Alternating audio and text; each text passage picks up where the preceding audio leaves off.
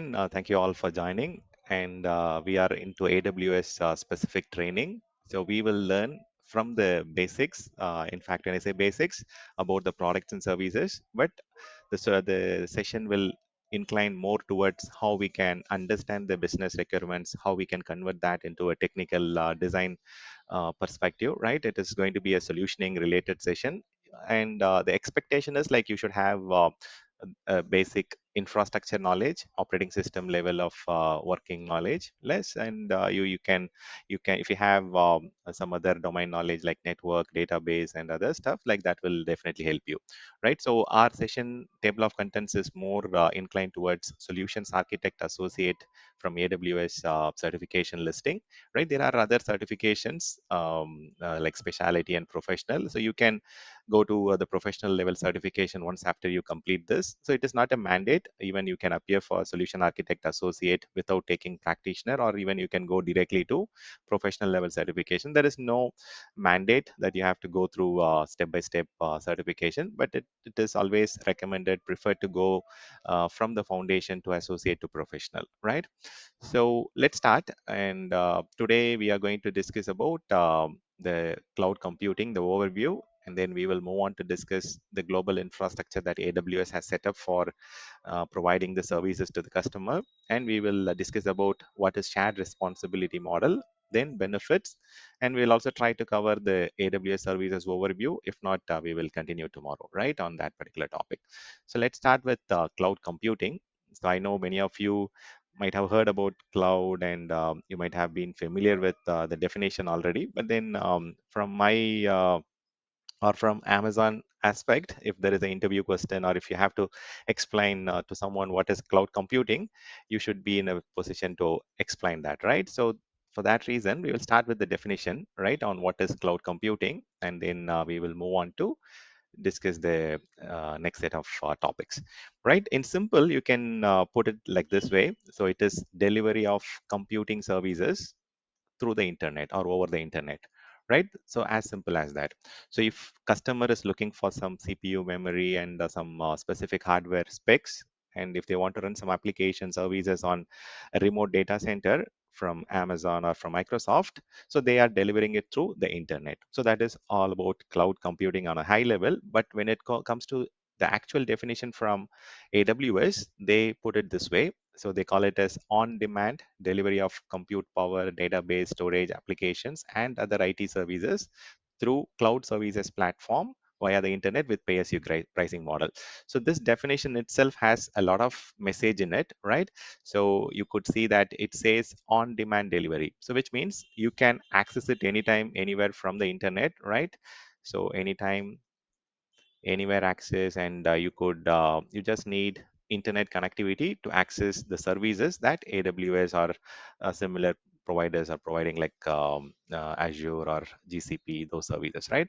And you are accessing it through a cloud services platform, right? When I say cloud services platform, everyone has got their own platform. Amazon has built up their own platform called Amazon Web Services. AWS is the platform through which we are accessing the resources that are there in their Amazon data center. And similarly, Microsoft has got Azure, which is their cloud services platform. Google has got Google Cloud Platform, GCP, where you can access the applications, resources which Amazon and the similar service providers are providing. And obviously, you have to access it through the internet. This is a public cloud platform.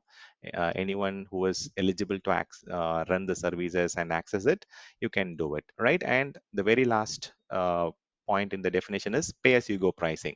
The customers are going towards public cloud primarily towards this consumption-based model, right, which is pay-as-you-go pricing model. And pay-as-you-go, right? It is consumption based. It is like utility services, like whatever electricity or water you are consuming, you are paying for whatever consumption, right? This is consumption based model.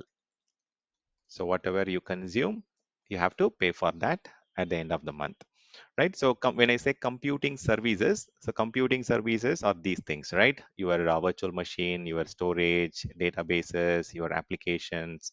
It can be platform as a service application or SaaS applications. And you have to definitely build up the networking landscape or landing zone, right? So here, these are the computing services which we are talking about.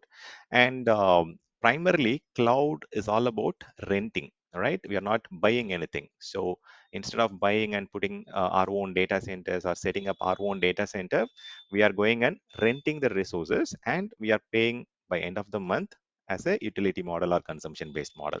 So this is the definition from Amazon, right? Amazon calls cloud computing as on demand delivery of computing services over the internet through their cloud services platform with pay as you go pricing model. Okay, so this is how you can answer it. And there are a lot of benefits, right? So if you think of IT data centers or infrastructure, not every company has the budget, or they can, not everyone can set up their own data center, right? So this model has evolved a lot. Initially, people used to have their own server room. They used to have co-location data centers where multiple companies have a joint data center location. And now it is all public service cloud platform like Amazon Web Services, Microsoft Azure. So they have become very popular in the last 10 to 15 years. And a lot of customers have benefited with a lot of functionalities, features that they get from companies like AWS or companies like Google Cloud Platform. They have realized the benefit, and it has become a big success. There are obviously certain limitations, I would say, or disadvantages in public cloud platform. Not every company can run all the applications here, so it all depends on case to case, right? Application to application, we have difference in criticality. The business functionality will differ, and not every application needs to be highly available. Different application will have different service level agreement, like the availability will be different for your business application. So we have to understand the business requirement, and we have to choose the options here. So AWS provides you even services like 99.99 of availability. There are certain services which has got 99.95 or 90. So case to case, you can build up a solution which can meet up the customer's business application requirement, right? That is where we have to focus when we are learning here. So we have to understand all the business requirement in terms of what kind of security expectation they have, what kind of compliance they are expecting, what kind of availability requirements they have got. And obviously, like, cost is a big factor. So over the period, we have to pay month on month, and so we have to think about cost of course, right? And also the other factors like performance optimization and so on.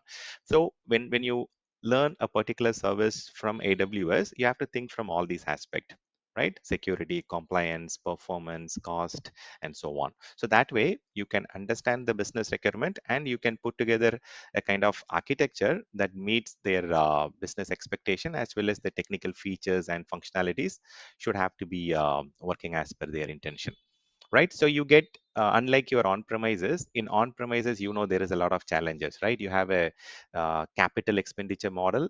So when I say capital expenditure model, you have to pay upfront, you have to purchase the hardware, you have to invest a lot before setting up the application, right? Here, cloud is different. Cloud is just opposite of that. It is um, not capex model, it is operational expense model.